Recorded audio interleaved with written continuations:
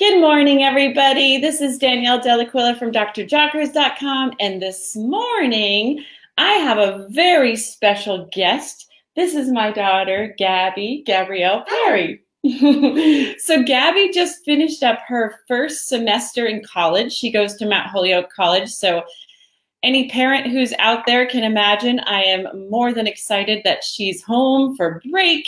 And one of Gabby's favorite things to do with me is to cook. And one of the things that she's missed the most about being in college is home cooking. Sure. Even though I will tell you the food at her school is beyond incredible. When I tell you that I call it Spa Holyoke, right? Yeah. And it's called Blanche. They call it Blanche, their dining hall. And it really, truly is like you are at a spa.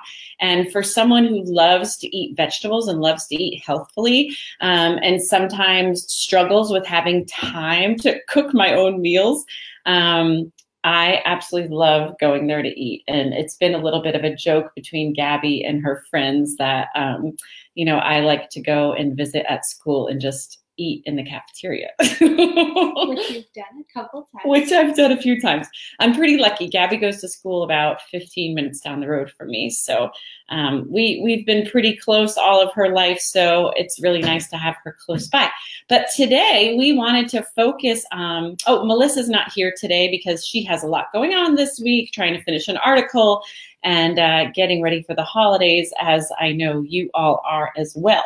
So we're going to focus today on what it was like to kind of like grow up in a healthy household, and talk to Gabby and see if she ever felt deprived or felt like she was different than the other kids, and what it means to her, especially now being on her own, being responsible for eating in a way that supports her body. So if there are any parents out there, or any kids out there, or anyone in general that wants to like pipe in and ask questions, Gabby or I would be happy to answer them. Yes. So Gabby, let's start off with our first question. What was it like to grow up in a healthy household? Well, it was pretty good for the most part, though I don't think I appreciated it all the time. I remember like being younger and always wanting to eat sweets or processed food or chips or whatever, and kind of always like I would always have to ask you what I could eat, and I wasn't always like happy with the answer.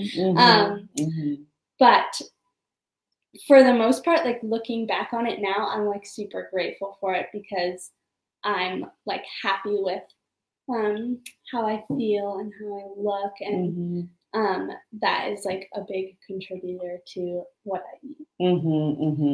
And you've noticed through the years that when you do eat foods that aren't quite as good for you, that you feel differently, right? Yes. Will you speak to that a little bit?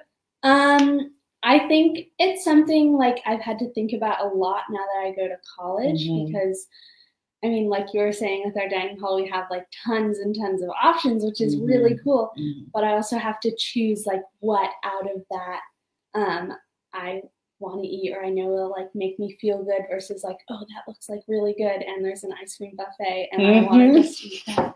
Local grass-fed ice cream, by the way. So if there's an okay ice cream, it's okay at her school. Yeah. So it's been like hard at times to maintain like being gluten-free, or like making sure I'm eating like enough vegetables that I feel like makes me feel good, or like how I always getting all the micronutrients your body needs, right? Yeah, exactly. And especially Gabby is on the Ultimate Frisbee team in college, so she's really active. So she's really got to think of that also. It's true. And after practice ends late. It ends at like 9. And at 9 at the dining hall, it starts with like late night food. And so you go in and there's like French fries and fried chicken and lots of fried food. And so the team goes after. And are there any healthy choices at nighttime? The salad bar's The salad bar's open. Okay. You can have them make a sandwich or an omelet for you or whatever. Okay. Right. They have omelets all day long, don't they? That's pretty cool. Mm-hmm. That's awesome. Let's see, we have a couple of comments this morning. So Timothy Brown saying good morning from Dayton, Texas. Good morning, Tim. Thanks for joining us. Oh my goodness, we have someone from Kurdistan. Cool. Awesome. Thanks for joining us. It's so cool. We have people all over the world following us. That's awesome. And Louise Hook said she probably didn't have many illnesses. That's true. They've both my girls. I have a younger daughter as well who's still in high school, and both girls have been pretty darn healthy their whole lives, which is lovely. Mm-hmm. And then Mike Harold is saying, my 16-year-old daughter tries to eat healthy but loves Reese's. Yes. Yeah, I love Reese's too. Right, as far as mainstream candy goes, that's probably one of the better ones. But they do have those Justins. Have you seen those Justins? Oh yeah, those are even better. I think they have a little less sugar and they have dark chocolate options, and you could get almond butter in them instead of peanut butter, which I've bought as stocking stuffer treats at times. Yeah. So let's talk a little bit about the feelings of being deprived. I know, like our family, it was a big tradition every year to go to Rhode Island, and my mom would come, and my brother, and my aunties, and my uncles, and my cousins, and being a nutritionist, like I actually married Gabby's dad and got pregnant in grad school. So Gabby kind of like came around, in the height of my nutrition awareness. And even though I had a little bit more of a sort of traditional nutrition education, I will say that it was always extremely important for me, for my children to eat healthily. Like I always had that motto of you are what you eat. So we'd go to these vacations, and, my cousin, no offense,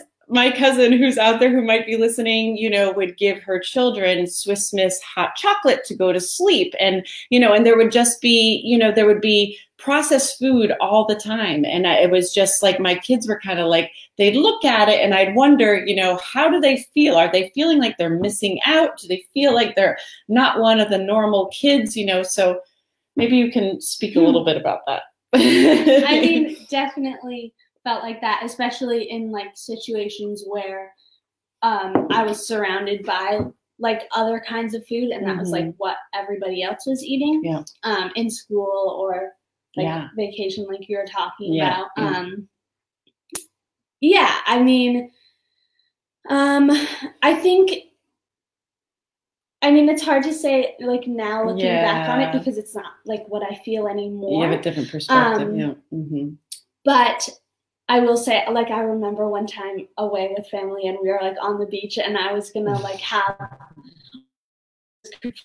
a Capri Sun. Yes, yeah, which I had like never had, and I like started drinking it, and you're like, "What are you doing?" How to make your nutritionist mother mortified? Grab a Capri Sun. Yeah. But so I remember feeling like, oh, I can't, or I shouldn't have these things, and and that was like not always a great feeling. But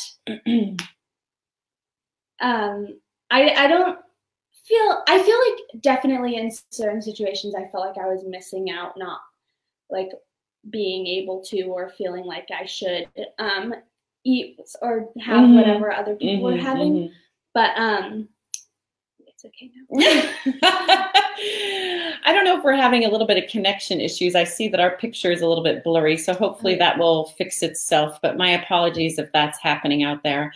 And I will say that I did try to have the healthier processed foods around in these occasions, so that my kids didn't feel like such the oddballs, like at the time, I think like Pirate Booty had just come out, and like in our house, Pirate Booty was a huge treat, and it was those cheese corn puffs, and I would have, some seltzer, and sometimes I'd mix it with juice for the kids, or, if they wanted hot chocolate, I'd be making homemade hot chocolate with, good organic or raw milk, and, real cocoa, and a little bit of organic sugar, whatever. So anyways, I definitely tried to have that sensitivity for you and your sister, so that you didn't feel like, such incredible oddballs for sure. And I don't think I did. It was like, yeah. And I do remember like being in high school and middle school and seeing like other people go to the vending machines and get like Doritos and whatever else they had, junk food in there. And I would always be like, oh no, like that. I don't think that looks good. And so it didn't even look tempting to you. Yeah. That was sort of my next question. So I homeschooled both of my girls until they were in 7th grade. And then they went to a performing arts charter school. And so, it's a performance arts charter school with kids all over this area, not just in one particular town. It governs like 50 towns or something kind of crazy. 60 towns. So it's like very, very diverse as far as, socioeconomic and race goes. So people are coming from all over the place, where when we homeschooled, we were with very like-minded, earthy, crunchy, all natural families who were bringing their children up with the same values as far as, eating whole foods. Like the most unhealthy thing people would eat would be like, whole wheat bread. Like that would be, you know what I mean? Like knowing now that, bread isn't great, that was probably like the least healthy thing that people were eating. But anyways, so there was this transition of going to school and what that was like. So you'd see people eat. I can remember you coming home and you're like, Mom, the things they're eating, it's not even food. And I'd be like, oh my God, what are they eating? And then the kids would look at you like you'd be eating your hummus, and they'd be like, what's that? Yeah, it's true. I did meet some people that had never heard of hummus. Yep.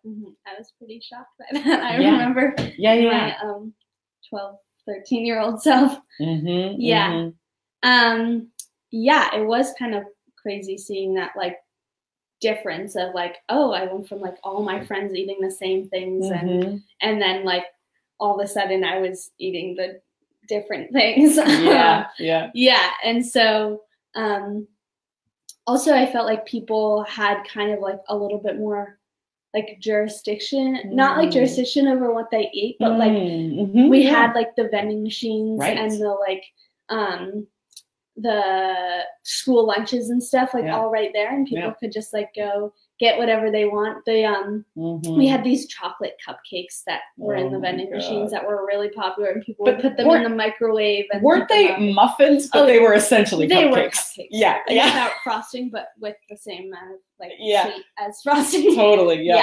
And so I can just remember feeling like there were definitely times where I was like, oh, like I feel like I want that too. But then also like seeing like some things and being like, oh, I'll maybe try that, or like not like it, or like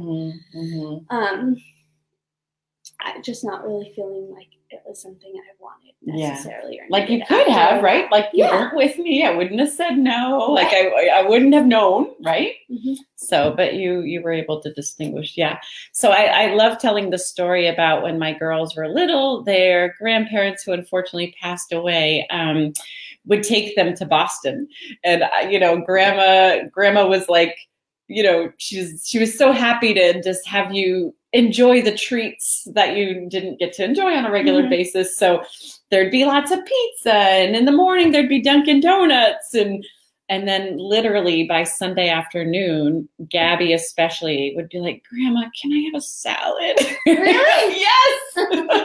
And so when she would come home and tell me that, like nothing made me happier. Oh my gosh. I was like, yes, her body knows that that's what she needs, right? Like you can, I really think, and I tell people when I work with them, like really give it a good 3 to 4 weeks of eating well. And then I swear your body will start craving the right things. It's true. It's true. Being in school now, it's like whenever I have a day where it's like, where I'm eating like a sandwich or French fries or something that is not quite like I would normally. I'm like, oh, I need a salad for dinner. I can feel that. You feel it. My body doesn't feel as healthy or as like strong or Yeah. However. Yeah. And my girls grew up doing circus arts, so they were always, really active, and now they both play ultimate frisbee. So I do think that especially when you're really active, like your body needs extra of those nutrients to support your activity. Sure. Yeah. So this kind of is a little bit of a segue, is, eating well at school, does it help you with your overall, like we just talked about energy, but how about your overall sense of well-being, like you're controlling your stress, during midterms, you were extremely stressed. Mm-hmm. And, or also just like your psyche, like I think that sometimes if we don't get enough nutrients, we could become depressed, we can get anxious. So maybe you can speak to, how you eat and how your general well-being might change accordingly. Yeah. I mean, I definitely feel like I know that kind of thing can happen, so I'm not really sure how like changing what I eat or eating something different makes me actually feel different, or if it's just something I know, or something that I just try and avoid altogether because it's like, oh, I have like a big paper coming up, I don't want to feel like extra stressed, or as if my brain isn't as clear, like I can't work as well or something like that. And so I think I definitely keep that in mind, and like slight motivator. Yeah, definitely a motivator. That's cool. That's cool. So someone said, Kim said, LOL, my now 23-year-old son loved Pirate's Booty back in the day too. We belonged to a family center, and, there were all these mainstream unhealthy processed food snacks. And so, I had this idea of bringing in a little bit more of some healthy processed food snacks, as well as let's put some fruits and vegetables on the table. So yeah, that was a good thing. Let's see. When you eat healthy and then eat something unhealthy, you feel badly right away. I definitely noticed that. Whenever I have something like I was talking about before with that like late night food, I always feel like, oh, it's like so heavy. Yep. Absolutely. So, is there any sort of like being in college, any sort of peer pressure, especially with like that late night eating, like let's go to Blanche and go eat some French fries and ice cream. Like, I imagine like anything, you don't want to be different. And so, so are you able to enjoy some of those times with your friends? Eating is such a social thing, right? It's how we bond. We have a cup of tea, we have a glass of wine, we go out to dinner, whatever it is. So how are you able to like, perhaps partake in some of these foods and not overindulge? Like, how do you feel about that? Yeah, I definitely feel that like pressure sometimes from other people, like, oh, like we're having this, or like one example is with the Frisbee team. Yes. We do this thing on somebody's birthdays where they buy mini cupcakes and then we toss them into each other's mouths, which is like fun. And being gluten-free, and also just like, it's not really a cupcake I would want to eat. It's like everybody's like, oh, let's do it. Like, it's your turn. I'm like, no. It's like, it's hard to say no to something like that, or to something just like in the dining hall where it's like, oh, like this looks really good. Come on, you have to have a bite. You have to try it. This or that. I feel lucky that because the dining hall is so big and there's so many options that kind of everybody is like going for their different things that they like. And also the people I usually eat with like to try other things. That's cool. Better and that kind of thing. That's cool. Right. It's not like, everyone's being served hamburgers and French fries and you're going to the salad bar. Yeah. There is. When I tell you this place has amazing food, it's like you could eat from all over the world. There's like 12 different stations where you can get your food. I don't even know the number, but it's something crazy. Yeah. Nice. Let's see. Do we have any other comments? Kim said, my son dealt with that and would eat unhealthy at times, but went right back to eating healthy. Yeah, nice, Kim. That's really nice. Oh, what's this? Let's see. She is blessed. How do you guys deal with all the recalls going on with vegetables in the last week or so? Yeah, Anj, Pat, that's an interesting argument right there. Yes, there's the romaine lettuce that I heard about, and were there other ones that I haven't heard about? Maybe. That was a big one I heard about. Yeah. And I know, like, romaine disappeared from the dining hall, and I work at a restaurant, and so our manager sent us a text and was like, we're taking romaine off the line. And then the next time I went into work, there was like a sign that was like, have no fear, there's no romaine here. That's awesome. Yeah, so it was really funny. Yeah. Yeah, but I feel like we try to eat locally, which is like really important to like healthy and lots of other things that you can kind of and of course, you know, right now, for sure. We belong to a CSA, which is Community Support Agriculture, since Gabby was not quite 2. That was our first summer, where you turned 2 that summer. So we've been doing it for quite a while, but you know, this time of year, it's a little bit harder, especially with salad greens. And I will say, like, I used to be a salad every day kind of person. And Gabby will tell you, like, I had salad on the table every single night. Yeah. And about 3.5 years ago, I had some gut issues. So this has changed a little bit. I still try to like bring salad into the house sometimes, but I'm mostly like cooking all the vegetables now. But and then romaine lettuce was never like a kind of lettuce that I bought. I would always buy like the spring mix and stuff. So, but I should start buying more salad more often, because I think just because I can't eat it all the time, I want you all to be able to eat it. So thanks for that reminder. Now I want to just talk about some of our favorite holiday recipes that we've, you know, used through the years. Whether it's my mom always hosts Christmas Eve. You know, we're a big Italian family, so we go over there, and my mom will cook us, you know, gluten-free Italian treats.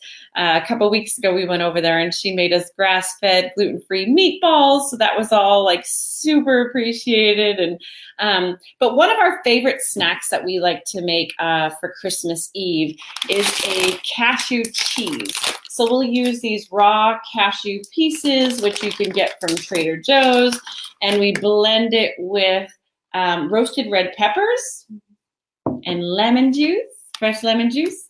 And then this is where we keep our nutritional yeast, and salt, and I think garlic powder. And I'll post the recipe to this so that you all can try it. It is so delicious, isn't it? Good. And we just like scoop it up with vegetables. It's great. You could use it, you know, as you would like a hummus or a cheese spread. And it's super delicious, keto friendly, paleo friendly. And really, really yummy. I usually soak the nuts the night before to get rid of, you know, some of the oxalates that are found in the nuts. So that is a good thing. And then in the morning, some of our favorite things to do Christmas morning is we'll make like a frittata ahead of time, so that, and load it with vegetables, right? Yeah. And so that'll be ready, and that we won't have to actually like cook Christmas morning, which is nice. This is another favorite thing that we've sort of found recently is Birch Bender's, their paleo pancakes. This one happens to be pumpkin spice. And so, let's see. Oh my goodness, this one isn't paleo friendly. I bought the wrong one. That is hysterical. Usually their Birch Benders have paleo pancakes. So this pumpkin spice actually has flour in it, but usually it's got coconut flour, almond flour, tapioca flour, and it's a great recipe, but I'm glad we haven't opened this one yet, because I got wheat flour and I just noticed that. But another one of our favorites is to make coconut flour scones. Yeah, those are really good. Again, something else that could be made ahead of time, and I'll include the recipe as well. It's got coconut flour, lots of eggs, because every time you cook with coconut flour, you need the eggs, coconut oil, and then you can add different berries to it, which is great. Let's see. Selena is saying, do you have any ideas for the most effective ways to absorb nutrients? One of the most simple, Selena, is to make sure that you're really chewing your food. And if you have any gut issues, you may want to combine some digestive enzymes in, when you're consuming your meals. So these could be either pancreatic digestive enzymes, or if you think you have low hydrochloric acid, you can consume some betaine hydrochloric acid. We have that on our website called acid prozyme. So those are probably important. You can also consume some lemon water, 15, 20 minutes before a meal. You can consume some apple cider vinegar. That will all help with the digestive juices. So hopefully that works for you. So I think this is about all we had in store for you today. I appreciate all of you who have joined us, and I hope that you all have very happy and healthy holidays. And Gabby, thank you for joining me today. Thank you. All right, everyone, take care, and we'll see you in the new year. I'm going to be gone for the next few weeks traveling, but Melissa will be back, probably not next week because of the holidays, but she'll be back in a couple weeks. So take care, everyone.